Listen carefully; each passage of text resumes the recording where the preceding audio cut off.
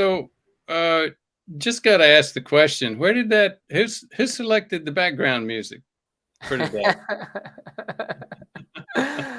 Well, guilty as charged. Aspen did the hard work. If I didn't like that Spanish guitar so much, I'd push back, but I love it. Yeah, it's really good. So you're going to join us for the intro and the long content, and I'm going to take the Q&A for alone today. Yeah, that it's just gonna be today. Sounds good. All right, so everybody, welcome to a new session with Dr. Brewer, and today we're gonna talk about a really interesting topic, which is lean mass hyperresponder study. So just before we go into that and we talk about our short content on diabetic kidney disease, if you are new to the channel or if you are not familiar with what we talk about and what we do, Dr. Brewer has been doing a really good job on preventing the major causes of heart disease, heart attack, stroke, dementia, and disability related to that, which is inflammation and insulin resistance. And if you go over on our channel and you see the topics that we present, we are all about that. Dr. Brewer used to be an ER doc, and I used to be an ER doc as well. And the truth is that you can save way more lives by promoting good preventive medicine than what you do in the ER. So in the ER, yes, when everything is already on an emergency setting, it's really important to do something really good about it. But there is a lot of folks that can be prevented to go into the ER just because there's something wrong with their diet, the medications or supplements they're taking. So that's what we are all about. Other topics that you will have to watch on the channel if you're interested is last week we talked about intermittent fasting and time restricted eating, which might seem like they're similar and they're the same thing, but even though there's a huge overlap between them, there are some small differences, and we discuss why it's important to consider doing one of those things to decrease weight loss and how weight loss impacts really positively on insulin sensitivity. Calcium supplements and hyperparathyroidism. Many folks are not aware there are a couple of glands behind the thyroid gland, which are called parathyroid glands. They control the metabolism of calcium, and people who have osteoporosis might have this issue with the parathyroid hormones and they don't know it. It's not that common, that's for sure, but it brings up the question which supplements can be taken or not in this context. And Well, men's health, it's yeah, go also ahead. common enough to where a couple of times every month I get somebody who's coming in with a high calcium, and it's not something. The major thing for patients to recognize is once we get into our 60s, elevated calcium levels we shouldn't ignore. Definitely. And if you have osteoporosis and high calcium levels, be aware because when you have osteoporosis, the first thing that you're gonna get are calcium supplements.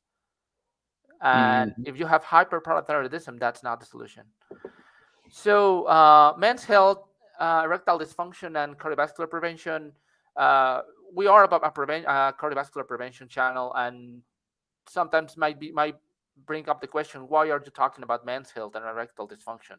Well, erectile dysfunction. One of the main issues is basically chronic diseases, inflammation that leads to low blood flow to the penis, and sometimes people who have erectile dysfunction, that might be the one sign that they have to be aware of that is telling them that they have cardiovascular inflammation and high risk of stroke and dementia. So we talked about that for a while as well, a couple of weeks back. Um, let's go to the next slide. So a couple of things about the channel and the things that we do. We have a couple of online courses that Dr. Brewer developed. These courses are all about giving more information and kind of training to patients and even physicians if they're interested. I can tell you a lot of patients from Dr. Brewer are really, really well versed on what cardiovascular prevention is about, and they might know even more than their primary care physician. This stuff is something that sometimes you don't even get taught in med school or residency programs in many places, including US and abroad. So if you want to learn more, go ahead and go to our website, prevmedhealth.com, and take a look at the courses. We're on different platforms. YouTube is our major one. We also have our own locals for some exclusive content, blogs, and videos. And we have some folks that follow us on Rumble as well. One interesting thing, and I just want to mention this really quick about the book. One of the key drivers and one of the most important videos that Dr. Brewer has on their channel is how he reversed his own arterial plaque. And let me tell you that he didn't achieve that by getting a stress test. So there are other ways to find out if you have plaque on your heart. And this book is all about that. It's been gaining traction lately, and I mean, it's Dr. Burrow likes to say that it's kind of a sleeping pill, but believe me, it isn't. It You can understand it really, really easily, and it will give you a way more information on how to avoid getting a stent when you don't need it. We're making huge advances on the Medicare program. We have plenty of patients just waiting for us, and we are setting up our process. This is just a quick reminder that even though Medicare provides a lot of benefits, there are a lot of caveats and steps that we need to comply before you're able to see Dr. Brewer. You can always reach out to us. The phone number, if Gilbert can put that over there, so you can call us and we can set you up. Other way to get to that is just go into the website and fill out the survey that is at the very bottom.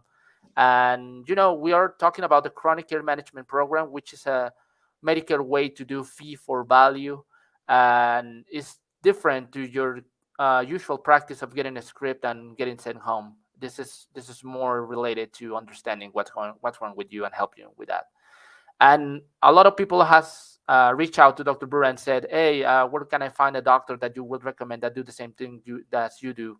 Well, we're working on that. We set up the PrevMed Network and the PrevMed Network channel for physicians so they can understand how to do prevention, how to use the tools that Medicare provides so you can get some revenue by taking good care of your patients and avoiding them to get into the ER because of a heart attack or a stroke.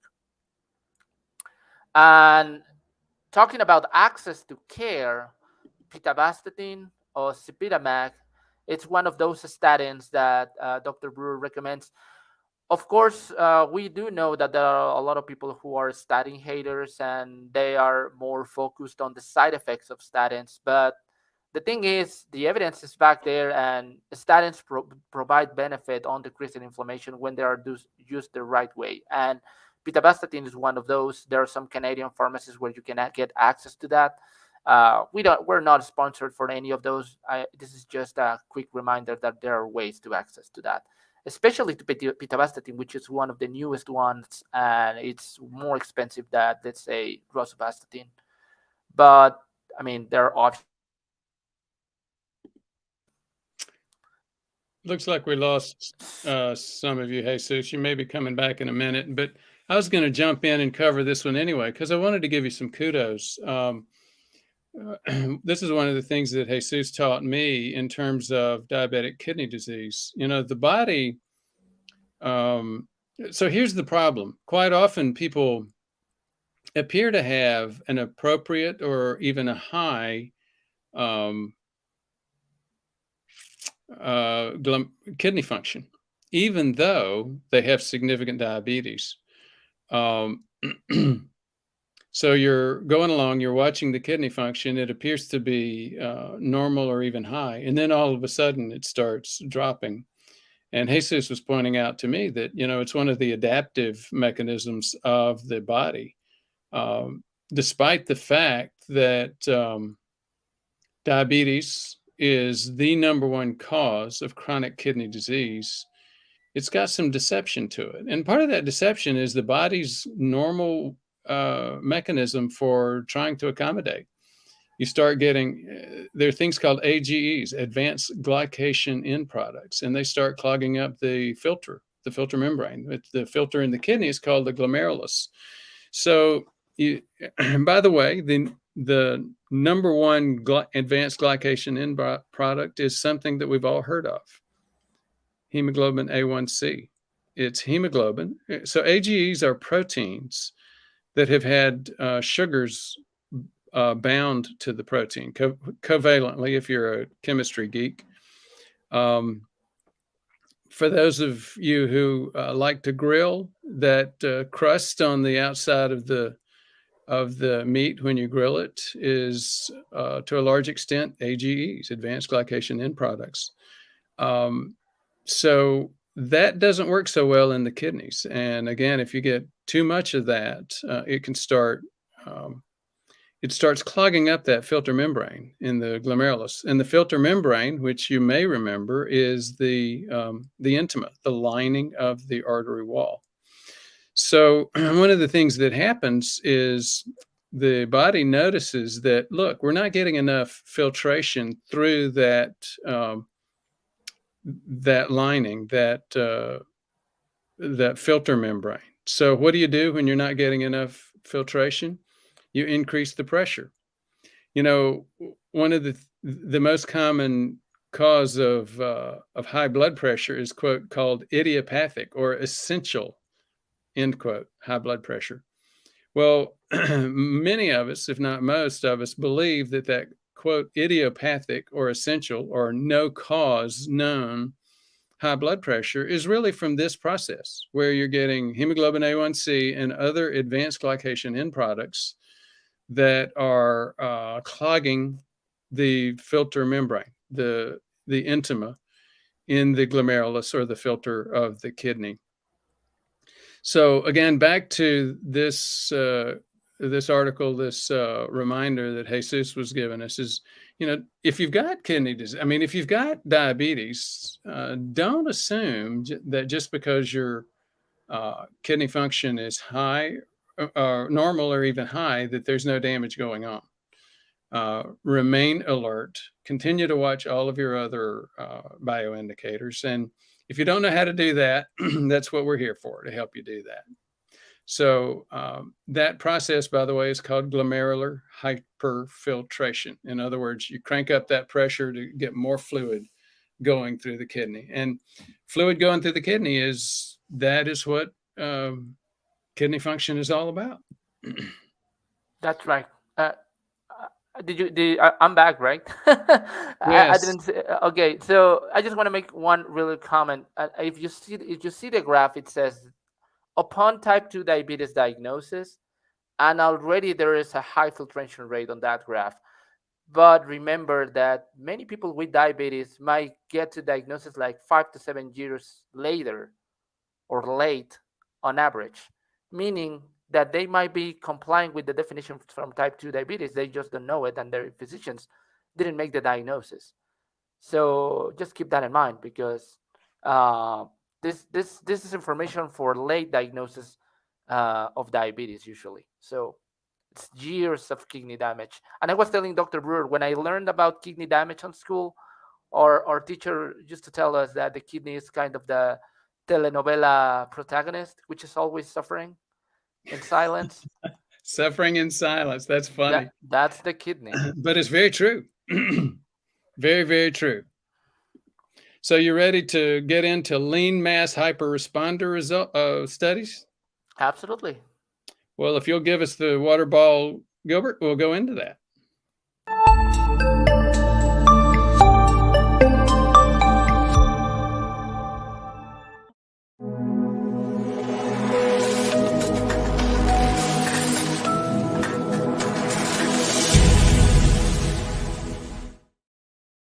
So, Jesus, let me kick this off with a comment.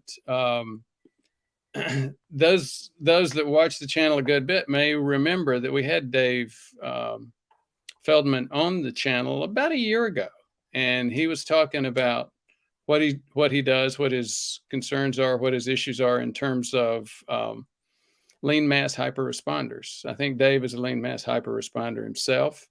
he and I had a little bit of back and forth regarding whether or not there's any FH, familial hypercholesterolemia patients in there, and that will come up in the discussion today, and I'll state my piece. Dave's not here, so he can't state his side of that debate. Yeah, and it's interesting because Dave is not a physician, Right, he's and an he's engineer. and he's the one who started to take a look at this, and he has done a tremendous job. And by doing some of that research, this article that I'm showing you right here, it was published in 2021, and this study was made on people from different places on the world. Mm-hmm. There is intervention. I have the names right here: Dr. Norwitz, David Feldman, Dr. Sotomota in Mexico City, Dr. Tro Kalagian, and David Ludwig. So I didn't know David Ludwig was in on that too. yes, For and those this of- cohort. I mean, this is a phenomenon that is not just happening in the U.S., of course, and and I can tell you, and I keep bringing this point. I mean, science and medicine advances at huge steps every day. In some cases, it's slow, right? But this is stuff that I can bet that many of your primary care doctors don't know about. They just see high LDL and they say, oh, you need to take a statin just because of that, and high dose statin, right? So yeah. So if I could, I'll interrupt again. So that's really the import, the major thing to remember for a viewer or a subscriber. I get these calls like every month where somebody says, "Hey doc, things went backwards. I went on a low carb or keto diet, and my LDL just shot up. It shot straight up, and so I went to my doctor. My doctor panicked. He put me on this high dose statin, like really high doses. And uh, do you have any thoughts, any ideas about what's going on?" Well, like so many things. I was telling somebody about intermittent fasting a couple of days ago, how it's no longer just fringe medicine, fringe science that you see on internet, see on YouTube, social media. What was it? December 26th of 2019, I think, or 2020, the New England Journal had a large cover article about intermittent fasting. Well, that's what's happening now with lean mass hyperresponder. And again, as you mentioned, Jesus, that science didn't come from the expert. It came from the impert, meaning it didn't come from somebody who's a cardiologist or a prevention specialist sitting on the standards committee for the American Heart Association or anything like that. It came from an engineer, a fellow that's not a doctor. He was just watching what happened. Now, as Jesus mentioned, you've got the world leadership in this space now getting involved, taking a look. Last comment, if you're trying to figure out, if you're like me and you can't figure out a mechanism for what's going on, it gets hard to listen to because you get sort of snowed in by all of these different facts. Think about the mechanism.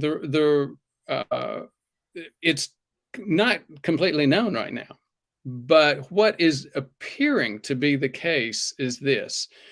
Normally, most of us, probably because of the dangers associated with having recurrently high blood sugars, our body prioritizes the metabolism, the burning of glucose and carbs. Well, when you remove carbs as a source, some people, and it's not everybody, but some people actually, well, let's go back and say, when you remove carbs as a source, then all of us have to start burning other things, amino acids and obviously fats. So it appears that some people, when they start switching into that fat burning mode, their LDL shoots way up. And it appears that the LDL particles in our blood are actually in those people's blood, a lean mass hyperresponder's blood. Those LDL particles are actually now being used to transport energy instead of just LDL for cellular repair. And again, Jesus and I were talking about this. He found a great article on what Dave's doing right now. He had mentioned to us last year when he visited us on the show that he was going to be getting into this research. It had gotten funded, and he had some really good guys involved. So I'll hand it back to you, Jesus. Yes, and for those who follow the channel and those who saw that interview with Dave Feldman, they're probably really connected with what lean mass hyperresponder status is. But for those who are seeing this now, and this is a new concept, I wanted to make a short slide to make an introduction on what this is about. So we already talked a little bit about it. David Feldman described this phenomenon that's happening on people who are on low carb diet. So the definition for a lean mass hyperresponder is people who has LDL levels above 200, high HDL above 80, but low triglycerides below 70. And that goes all the way to what Dr. Brewer was mentioning about what's your source of energy. So remember that we have LDL, which is a small dense, but we have very low density lipoproteins as well, which are called VLDL. And they can go and they can travel together with triglycerides. And when you break up those very low density lipoproteins, VLDL, the thing that you have left is LDL and HDL. So that explains why LDL and HDL are going through the roof when you're using VLDL and triglycerides as a source of energy. So David Feldman didn't just say, okay, this is a phenomenon that I'm going to describe and theorize myself. He went ahead, looked for leadership on the medicine field, and they published this study where they followed 548 subjects who were on a low-carb diet. They were surveyed to analyze the relationship between their body mass index and the baseline lipid markers. And different to the typical pattern, greater LDL cholesterol elevation was found in people in low-carb diet and in the context of low cardiometabolic risk, meaning people who were on low-carb diet, who were lower BMI, they had higher levels of LDL, but low levels of triglycerides and a really good triglyceride over HDL ratio. So if you see them and your typical cardiologist or your typical lipidologist of 300 pounds see them, he will say, LDL is off the roof. These people are on really high risk. But if you take a look at the triglyceride over HDL ratio, you will find that that's not the case. So my kids used to talk about opposite day. If you look at the graphic abstracts down at the bottom, you see the exact opposite of what we usually expect. So as BMI goes down with these people, usually LDL is going to go down. But with these people, LDL goes up. If you look at the second section there, usually again, as BMI goes down, triglyceride will go down, HDL will go up. That does happen with these folks as well. But again, usually the LDL goes down. Not the case. It goes up in these folks. What's the third and fourth covering? The fourth I'm familiar with. So what's the third one covering? It's a subgroup of 100 lean mass hyperresponder exhibited unremarkable pre-diet LDL despite severely elevated on carb-restricted diet. So this is another phenomenon. These people used to have maybe high levels of LDL or even lower normal levels of LDL when they were on their usual diet. But they had higher levels of triglyceride and they had higher BMI. So what they did, they started low-carb diet, they lost weight, and they decreased their triglycerides, but LDL went through the roof. This starts to get into some of the debate that Dave and I were having. His position was these are not FH patients, and for sure, for your typical patient where this happens, they're not all FH patients. Some of them will come into this with a low LDL. And again, that's where I would give the point to David on his perspective that this is not, and I've always agreed with him on it, this phenomenon is not FH. FH is where your LDL is elevated no matter what's going on. Familiar hypercholesterolemia. Yeah. Correct. However, what's running, I think what runs into the logic is that for folks that are not getting deep into this, they just make an assumption, then these are mutually exclusive. And I don't think that's the case. I don't think that these phenomenon are mutually exclusive. I think some FH patients do actually have some lean mass hyperresponder activities. The fourth category, or the fourth box over there, is an important one if you're a lean mass hyperresponder and you say, I'm still real nervous about that LDL being elevated. And I've had a couple of hyperresponders come on the channel. One of them said, yeah, I didn't like my LDL being over 200. And all I had to do was just add a few carbs back. Once I added those carbs back into my diet, not the full amount, but just a few, they came in to see me and they were below 20 carbs. This one went back up to about 60, between 60 and 80 carbs a day. And his LDL just settled right back down. And it's logical, right? They're starting to use carbs again as a source of energy instead of fat. Correct. So the first step was to kind of prove that this phenomenon was happening. And they did that with 500 patients. The next step they are taking is to say, okay, now let's see if this high LDL level and these folks do have a higher risk of cardiovascular disease, a higher risk of developing plaque. And that's what this new LMHR study is about. That this is being funded by Lundquist Institute of Biomedical Innovation at Harvard, UCLA, and they're trying to identify this amount of buildup of arterial plaque on these specific people. So this study is something that is happening right now, and they are constantly opening recruitment for people who meet the criteria, what they define as a LMHR, or lean mass hyperresponder. So they are asking folks to be on a ketogenic diet for at least 2 years, that they had LDL levels of 160 or below before starting that diet, that they had a 50% increase or more in LDL, at least 190 since starting the diet, and their current HDL is at least 60, and current triglyceride levels is at least 80 or below 80. Low triglyceride levels. So those are the inclusion criteria for people who want to be participants on this study. So specifically, the study question on this study is, despite having high LDLs, if you're a lean mass hyperresponder, that LDL is not going to cause arterial plaque. Is that the study question? Yeah, basically is what they're saying.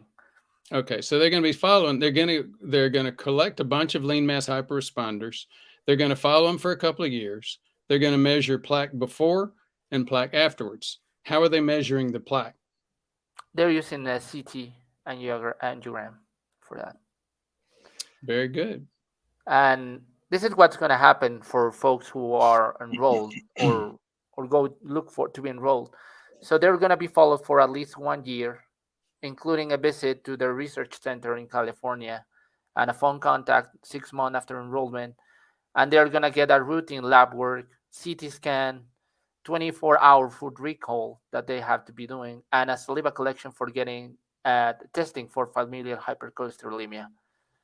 I don't know if folks have familial hypercholesterolemia, if that's going to be an exclusion criteria. I don't think it's going to be. I think it's just a matter of identifying if there is an overlap on those situations. Well, here's where I get back into my my position on the FH issue. So I think they're going to have a lot of people in there that test negative anyway, because the point I was trying to make that I made with David is there are over 2,000 genetic variations, over 2,000 SNPs that can lead to familial hypercholesterolemia. So it doesn't matter what level of testing they're going to do, they're going to miss a lot of those. And so again, that doesn't really mean that if someone has FH and they have a lean mass hyperresponder, it doesn't mean that that's the same thing. They're two very, very different issues. Logically, some people would say, well, it seems like it would be easy enough to rule them out using the first criteria that we talked about, and that is you started off with a low LDL. That's a mistaken assumption also about FH. With FH, you don't always have very, very high LDL values. So, as usual, the world's a little bit more complicated than we'd like. Now, this graph shows, again, speaking about complications, I think a lot of folks might approach this saying, well, it should be fairly easy, and we would assume that none of these people are going to have plaque. Well, that's not necessarily true either. A lot of these people got into a keto diet because they had cardiovascular issues. And as you see on here, a lot of people came into the study already having some plaque. That's correct. And we're going to talk about soft and hard plaque, but this is the results that they have for people who enrolled in August. They're average 53 years old. Most of them are male. Their pre-keto LDL average is 135, and the mean LDL keto on keto diet is 233, which put them not only on the top 1%, but on the top 0.1% of people. I mean, this is the highest LDL levels quartile, so to say. And the average of BMI is 22.6. The average keto diet upon recruitment wasn't 2 years, it was 4 years. So they have people who have been on keto diet for a while. And this graph shows specifically calcium score. And the thing with calcium score, we know it shows calcification. And of course, if you do have some calcification, it's very likely that you have soft plaque as well. But it's not showing specifically soft plaque, though. And they did measure a total plaque score, but it's also based on hard plaque, not soft plaque. But well, at least 61% of them had a 0 calcium score. So that's something to point out. It is. So this brings up several issues. A lot of, especially pre-pandemic, there was a lot of overlap between folks watching this channel and folks watching Ivor Cummins' channel. And Ivor at that time was basically recommending the calcium score. We certainly are big fans of the calcium score, but as you just pointed out, Jesus, a calcium score does not point out soft plaque, and it's soft plaque, not calcified plaque, that creates the risk. The problem with looking for soft plaque is that basically up to this point still, the major way of doing that is CIMT. CIMT or carotid intima media thickness, and CIMT has some of its own challenges, especially in terms of standardization of the actual level of plaque. So it gets a bad rep. I understand why sometimes that bad rep's deserved, but again, it's really the only way to look for soft plaque. Now, there are some AI-driven analyses of I'm having a senior moment here, angiogram, CT angiogram, that are starting to show a lot of promise, where they can, or they will be actually able to show soft plaque within those types of CT angiogram. It's not ready for prime time though. And I No. don't recommend people going to get a CT angiogram with the assumption that it will rule out soft plaque. Another point I would make about this is go back to this comment about the pre-keto LDL averaging about 135. Well, as you might note, that's not that's clearly not within standards. Standard guidelines are now 70 and below. So these people are not starting with incredibly low LDLs. And in fact, 135 is clearly a very common number that I see for an FH patient who's got mild FH and their LDL happens to be in what I would call a dormant mode. So again, I do think we're going to find that these are very different phenomena, but having one doesn't rule out having the other. So thank you so much for joining us for that part today, Jesus. And if you're anything before you go? No, thank you for having me. It's a pleasure to be here every Wednesday, and I appreciate that. And of course, I'll join the Q&A as well, at least from the back. Oh, okay. Very good. So we will see you then. And if you'll give us a transition, Gilbert, we'll go into the Q&A.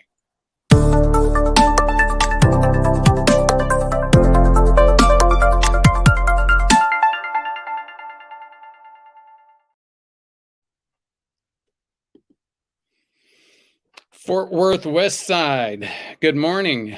Says data is self-reported, which we know are study limitations. Absolutely, no question. I wonder why this kind of junk gets funded anyway and tends to contradict what the ACC put out on saturated fat. Oy vey. Well, here's the problem. It's a very, very practical problem, at least with diet-related information. How are you going to do controlled diet? You're going to have to, it's been done, but it's been done in a couple of ways. One is to basically just bring volunteers into a study unit, or a hospital unit, a hospital floor, where they controlled the diet. The second way was something that turned out to be unethical. Ansel Keys was involved with it, I believe, and they were doing forced diet on patients of mental facilities. So that obviously would not make the ethics review committee cut these days. So at the end of the day, in terms of diet, we're not going to get rid of self-reported information. Bart Robinson, good morning. Hi, Dr. Brewer. After a 490 calcium score 6 years ago, the cardiologist suggested a CT angiogram for follow-up to ease my mind. Should I be concerned about the radiation? I'm 63, very fit, no symptoms. Thanks. I would not be concerned about radiation with these studies. CT angiogram has a little bit more of obviously it's got some radiation. It's not like CIMT, which has none, but it's got less radiation than a typical stress test and stress angiogram. At the end of the day, the people that really that can get into problems with radiation, and again, really good question. So who's going to get into problems with radiation? There are people, but here's the kind of profile they fit. And I've had several of them come to see me. It's your typical 30-year-old, even 25-year-old who had some chest fluttering, some chest pain playing basketball. Went to the ER, sent to the cardiologist. The cardiologist or internist started doing stress EKGs on that individual. And 10 years later, he's 35 or 40 and still every year getting a full-blown radioactive, radio markers stress tests. And that's just totally inappropriate. Totally inappropriate. When you find somebody that's going on, tell them to come see somebody else. Get a second opinion. That's helping the cardiologist make house payments, but that's not appropriate for that patient's health. Rick Folia, good morning from Atlanta. Good morning to you, Rick. JMK 2921. If LP(a) does not show up in the coronary subendothelial space until a few days after endothelial injury disruption, how can it be considered to be causal, i.e., an arsonist for coronary artery disease? Well, JMK, it's a good question, but I've got two responses to it. The first one is I'm not convinced that it is the arsonist, number one. As I've said multiple times, I think that what we're watching with LP(a), with LDL, with HDL, is not so much somebody that's fixing the problem in HDL's case, or somebody that's causing the problem, like the arsonist starting the fire.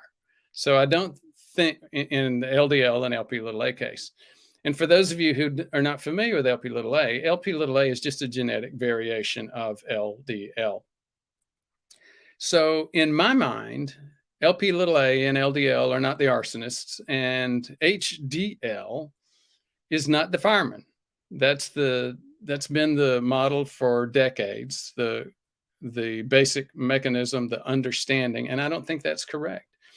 I think they're actually bystanders. They're indicators. They are downstream results of the process. Now, the other response that I have to this is you start with a supposition, and your supposition is if LP(a) does not show up into the subendothelial space until a few days after injury and disruption, how can it be considered to be causal? My question for you is, where did you see that? I think that would be, if you saw some clear scientific evidence about that, that would be very, very helpful, and we would love to present it. So if you don't mind, so Gilbert, if you'll show the email and phone address, JMK, if you've got some good evidence on that, on these, the nature, the order in which that's happening, that would be very, very interesting to present on the channel. Rick Folia, thoughts on recent studies pushing to stop baby aspirin 3 months after stent surgery and just continue the P2Y12 antiplatelet drugs like Effient, Plavix, etc.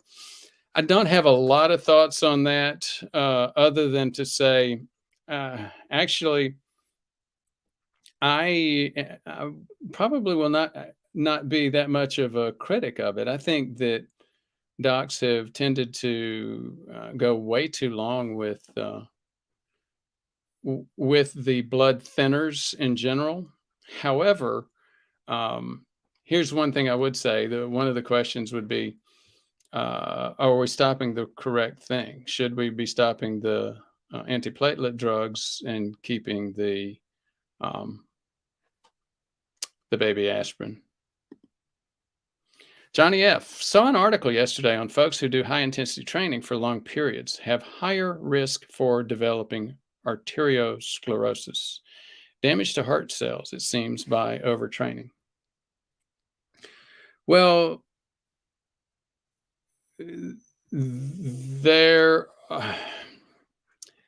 number one, you bring up a whole bunch of different points. Just that one sentence, that one component. There is no question that people that way overtrain, too high intensity for too many years, we're talking for the most part, Olympic level type of training, it can clearly cause damage to heart cells. Let me clarify something else. Damage to heart cells is not arteriosclerosis. Arteriosclerosis is artery, what it says, and sclerosis means plaque in the artery. So damage to heart cells is not the same thing as plaque in the arteries. Now, yes, you get increased episodes of atrial fib and even some VTAC, some other significant problems associated with overtraining and overuse injuries in the heart. The concern that I have is that, like so many things, we think that we assume that English is a specific language, but I, there's a, I have a big concern about what you mean by high intensity training. I do high intensity training 3 times a week, HIIT training. I'm a major proponent of that. That is really the thing that, more than anything else that we do, the thing that reverses that downward spiral of loss of capillary um, muscle capillary anatomy. That's what drives us, again, a downward spiral in terms of our own plaque, our own risk for heart attack and stroke, especially as we age past 65 years. So to just say, oh, well, high intensity intervals cause arteriosclerosis. No, they don't. They're actually very, very helpful. The guys that are way beyond your typical high intensity interval training are the guys that have risk for this. So Drax of the North, I used to successfully lower my LDL by eating oatmeal until I realized it was also spiking my blood sugar. Well, Drax, I'm very glad you realized that. If I used to get involved in that debate with my patients, they'd come in, they say, you can't tell me that oatmeal is not good for you. It says so right on the cover of the box. Oatmeal lowers LDL and it's good for you. And it quotes research. And so I quit having that debate with patients. I'd say, look, you know what? Not going to debate that with you. Get your blood sugar before you eat the oatmeal, get your blood sugar half an hour afterwards, and let's talk about it again. And so I don't have to have that debate anymore. We can move on to more productive items. So Drax's question is there another fiber that will work as well without impacting glucose levels? Yes. If you'll look it up on the internet, there are various sources of fiber. Do they work as well? Have they been shown to impact? It depends on what you mean by work. Have they been shown to impact LDL? I'm not sure that you're going to get a simple fiber that's going to replace that's had as much research in that space.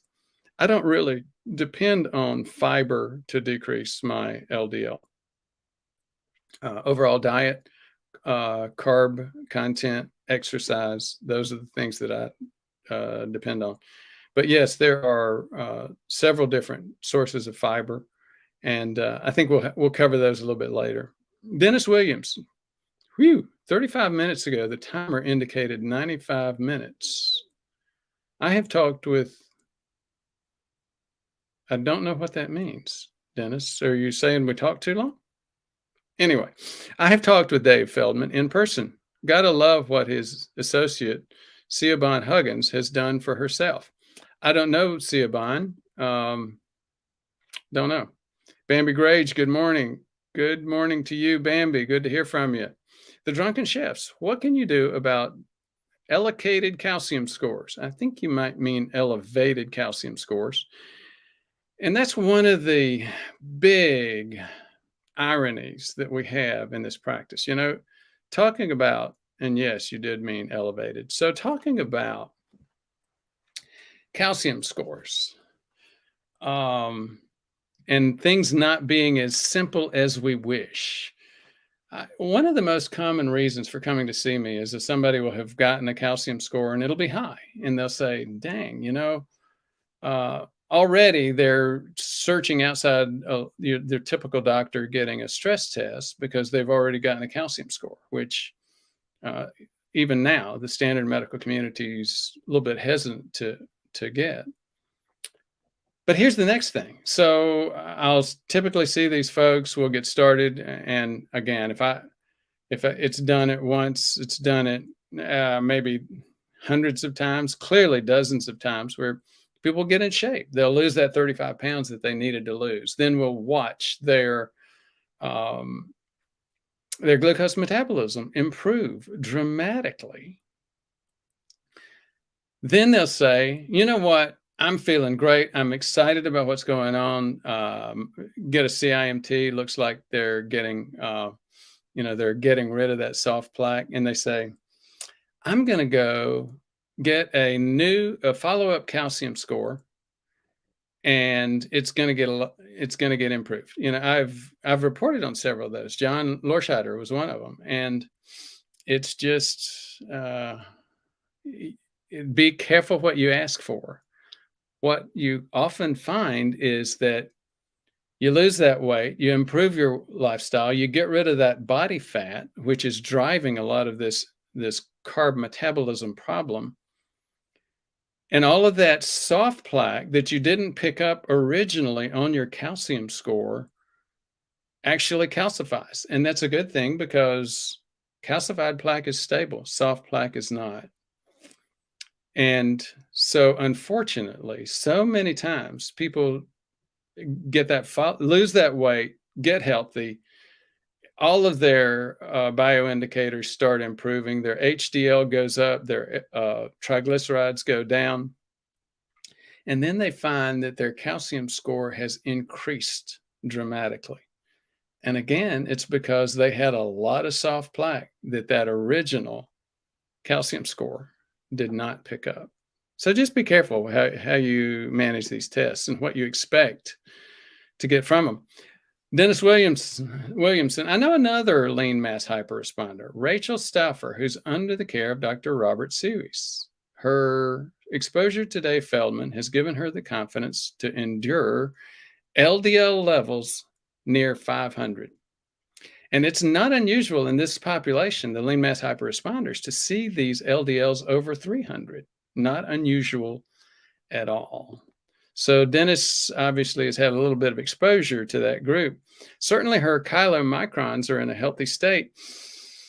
You would think so. You would think so. And with folks like this, Dennis, you may know there's a way to estimate chylomicrons, at least LDL and chylomicrons. It's called remnant cholesterol. How do you calculate remnant cholesterol? You get total cholesterol and you subtract HDL and LDL. What is left is obviously not HDL, it's not LDL, it's IDL, VLDL, and chylomicrons. So there's a way to estimate that remnant cholesterol. And yes, the question might be then is, well, do you tend to see lower remnant cholesterol in these lean mass hyperresponders? And the answer is yes. Jay Petard, would it be possible for the two of you to stagger availability so that the Q&A can get into questions prompted by the day's topic? Questions from later in the discussion seem to usually remain unanswered. That's a really good That's a really good point, Jay. I've never thought of it that way. Very, very good point. I'm going to have to think about that.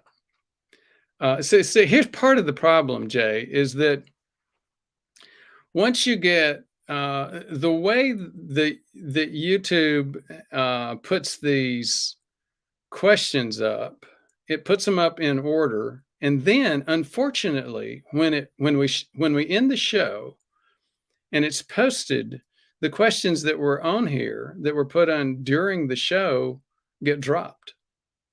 So the only way that I can think, it wouldn't be just staggering availability. It would be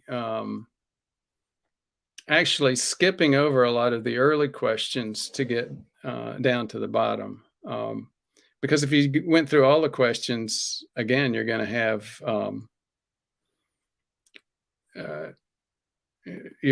a 3 or 4 hour show. Drax of the North, following on your previous discussion of erectile dysfunction, can the return of morning wood in your 60s be an indicator absolutely, an indicator of improving cardiovascular disease? No question about that. Jay Petard, another possibility would be to open a chat or blog on another platform where answers could be provided later at the convenience of whichever you prefers to answer the question. Actually, we have that, Jay.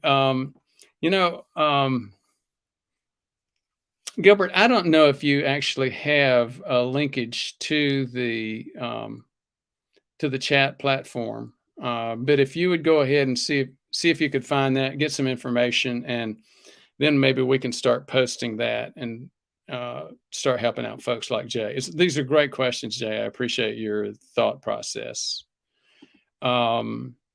JMK Slobin Huggins has been doing some interesting work on LP(a). She challenges the concept that LP(a) is a static lipoprotein. LP(a) can change greatly depending on diet, fasting, trauma.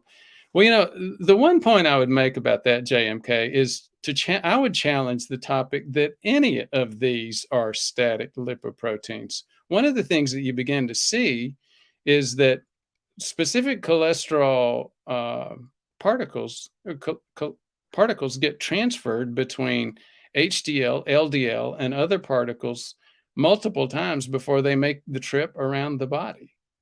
This is not at all as stable and as stable as we think. What happens, though, is our metabolism creates equilibrium. And these equilibria indicate what's going on metabolically. ET, thanks, great topic. WA, my CIMT was high risk of cardiovascular events, followed by a Doppler carotid showing mild atherosclerosis at the bulb bilaterally. No significant stenosis. I'm confused. That can happen. I'd need to see the CIMT, though, WA, if you'd like to get more clarity on that. Jay, good idea. I agree. Thanks, Bart. Hi there. Any comments on the recent article using bempedoic acid instead of statin? Yes. So bempedoic acid, I think, is showing a lot of promise, a lot of opportunity. Right now, they're emphasizing it for people that are saying they're, quote, statin intolerant. However, what I will say is that you're going to see a lot more than that, I think, in the future. We got a super chat, Tired looking for name. Tired's been there quite a bit. Great stream, as always. Thank you again, Tired. We appreciate that. And Gilbert's showing you, if you'd like to do a super chat as well, that's how to do it. Go to the bottom of the comments. The other thing, if you will think about it, just go ahead and like what we're doing. Hit that like button. And again, it's a great way of telling that artificial intelligence, the machine, that this is good information, and it's information that that other folks would profit from hearing. An even better way of doing that would be to send this, put a link to this video on your Facebook page, your Twitter page, something like that. Desictivity, GM, good morning from Georgia. Dr. Brewer, any credence to Xarelto being not as good as Eliquis? More bleed incidents, more clots, thanks. Okay, Millard like Willard. Thank you so much, Millard. I've been struggling over how to pronounce that name. Thank you, Willard, Millard.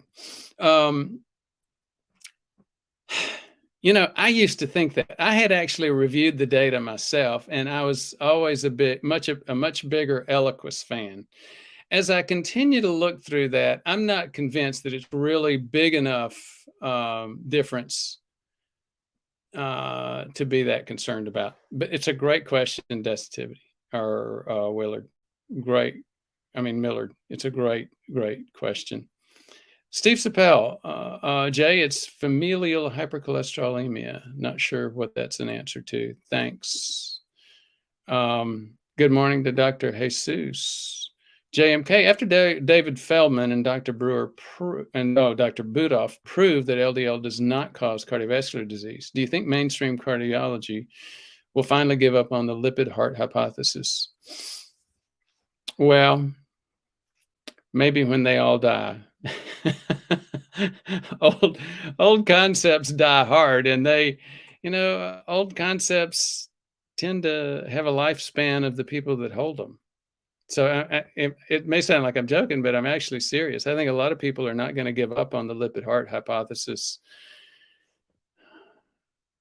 in their lifetime. I really don't. Leo Acapulco, good morning, Leo. Great to hear from you. Buenos dias. Very interesting topic. Thank you so much.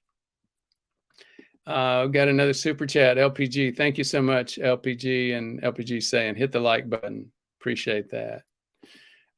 Steve Sapel, shouldn't they be using MRI to scan their arteries? As it's way better.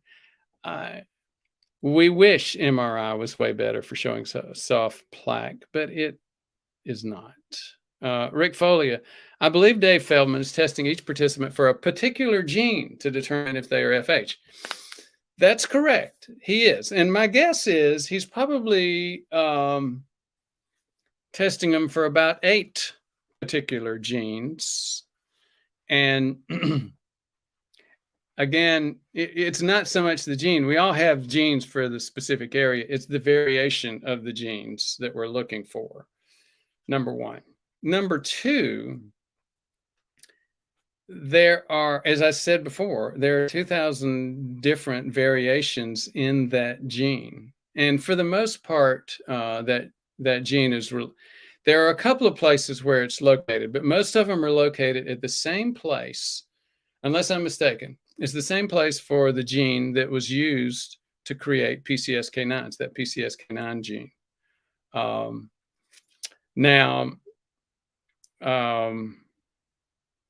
So yeah, here's the problem. I don't care.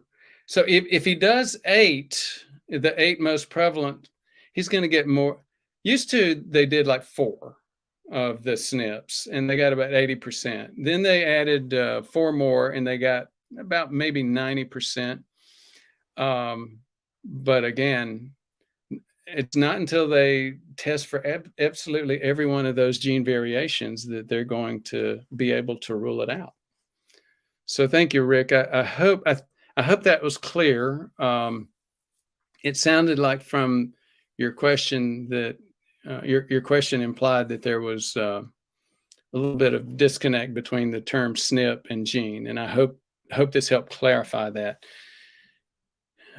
SNPs are single nucleotide polymorphisms. They're variations. Many people used to call those mutation, but technically a mutation is something that happens once. After it has been inherited that first time, it becomes what we call a SNP, a variation. And these, like I said, the vast majority of these SNPs that we're talking about are in that gene, that specific gene that you're talking about. And we all have that gene. We have to have that. That's part of what we function with.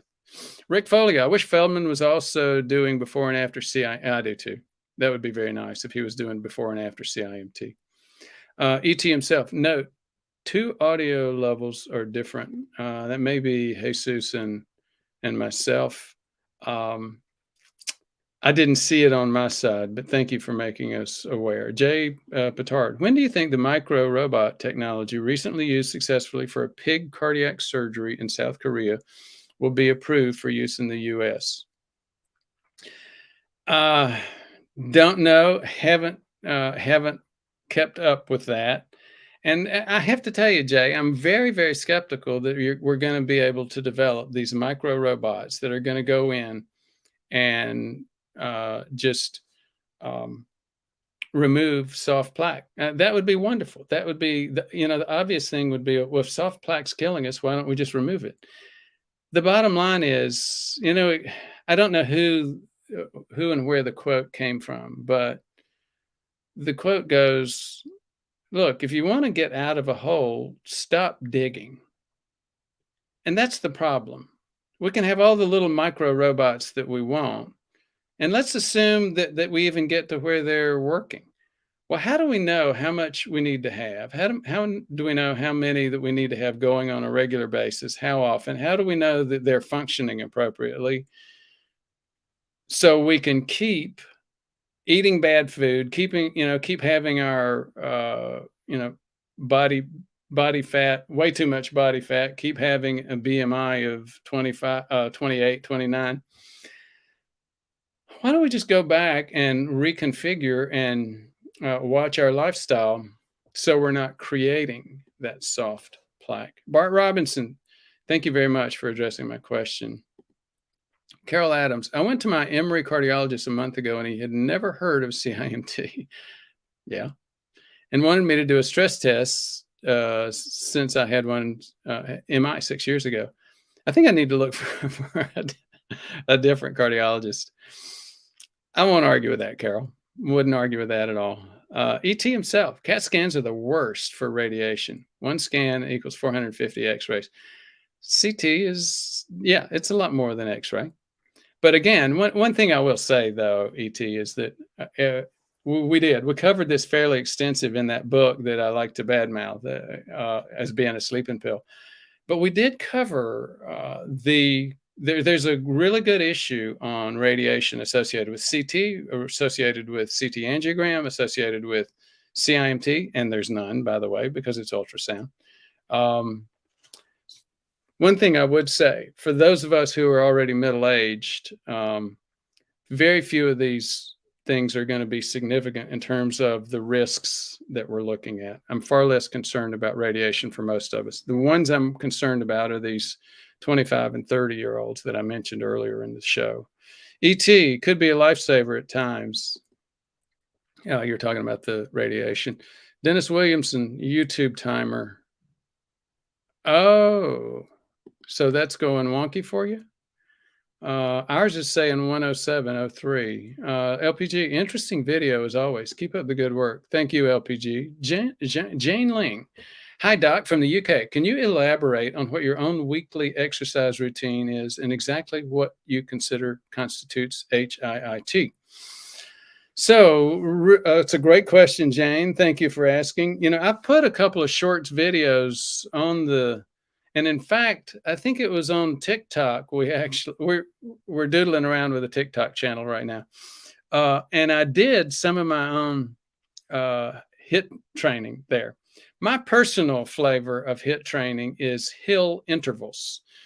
So there's a couple of ways to figure it out. Number one, you want to get a high heart rate. So I'm typically getting above 130, sometimes above 150 beats per minute. Now, I'm 65. There's not a lot of 65-year-olds that get as high as 150, but if you've been doing that kind of stuff forever, you can often still do that. 130 is great. One thing I will tell you, it's hard to get that. If it's hard for you to get that heart rate, another way to look at it is just this: how heavy are you breathing? Back in the old days of just aerobics, they used to say, well, you want to be able to hum or talk while you're walking or jogging. Not so much here. That's for walking or jogging. For high intensity intervals, you need to be going, and you can't talk, you can't sing, you can't do any of that. Now, another question is the interval. If you talk to marathoners, their intervals can go as long as 5 miles. That's not what we're looking for. That's not a high intensity interval. What we look for is a minute of high intensity. So 1 minute going, for me, it's running hard uphill at a 8 to 10 mile per hour pace, usually 1 minute. And I'm going, my heart rate's getting up to 130, 135, 150. And then 1 minute going slow. So we're not talking about huge amounts of time. And in fact, one of the things there are a couple of things that I would recommend that you think about when you're looking at intervals. A lot of people talk about doing intervals on weight machines. It's hard to do that, but it's doable. One of the key components to remember is that we want to do this for our lower body, our leg muscles, because people talk about working out. They think of their arms, their guns. Well, if you look at Arnold Schwarzenegger, he's had really big arms and guns, but his muscle mass is in his legs. And if you look at bodybuilders, that's what they always say. If you want to build your arms, you really work on your legs. Why is that? Because the building happens when you're asleep, when you're resting. It's not happening when you're stressing the muscle. And the way to stimulate growth is working with that big muscle tissue, the tissue in the legs. So as you see, that might have sounded like a really simple question, Jane, but there's a lot to it. A couple of things to think about in terms of intensity. Some people say, oh no, I do high intensity intervals every day. Well, if you do high intensity intervals every day, you're not doing enough intensity unless you're just exhausted, and you can't. It's sort of self-limiting. Stop at 3 or even 2 episodes per week. How many? Of the 1-minute intervals, I'd recommend to work up to 10. So 10 times 2 minutes, 1 minute of high intensity, 1 minute of the slow down resting phase. That's 2 minutes. 10 of those is going to be about 20 minutes. So 2 to 3 20-minute high intensity interval sessions per week. And if you're saying, no, I can go 5 minutes at that at that high intensity phase, I would say, nope, don't do that either. Go back to 1 minute, but work out harder, push harder. Thank you for that question, Jane. That gave me a good opportunity to go into high intensity intervals. Tired looking for name. Great stream as always. Thank you so much, Tired. And that was a super chat. LPG, hit the like button. Thank you, LPG. And I think that was a super chat as well. Dennis, Millard like Willard, Slowbon, like Sale. Thanks. If one goes to bed at 11 p.m., is the cutoff for eating 3 hours prior or earlier? Also, are walnuts a good food to eat late or to get a little feeling of fullness so as not to go to bed hungry? I hate to say this, William, because I hate to do it myself too sometimes. Hate to go to bed hungry, but it really is best to go to bed hungry. Sorry. Stop digging. Hole prevention. Thank you so much. Aura Ruth. Shalom, Doc. Really liked the show 2 weeks ago with you and Jesus. His confidence on camera is much improved. Good work for both of you. Yep, we're working on that, and I agree. He's doing great. Barbara Pekka. So high responders should not worry about high LDL 260 if HDL 106. Triglycerides 37. My calcium score 677. That's what the lean mass hyperresponder community would say at this point, Barbara. It's a really good question, and I'm wondering who has those numbers. But those numbers alone are not unusual and not a bad thing, according to the lean mass hyperresponder community, and I think they're right. William Brewster, if one is on a low dosage of carvedilol, approximately how much does that suppress heart rate for exercise effort? Really good point. So William's bringing up the point for, those of us who, I'm not on a beta blocker, but for those of us who are, how do you adjust that for high intensity interval work? And the bottom line is it's not easy. It's hard.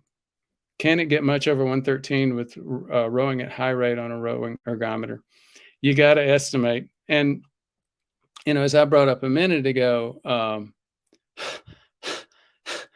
that kind of intensity, that kind of heart rate, you can't talk, you can't hum. And sometimes that's the best thing if you're on a beta blocker. Jane Lang, thanks for the great in-depth answer to my question. You are very welcome, Jane. And we are at the end of the show today. Thank you so much for those of you who remain to the bitter end for your interest.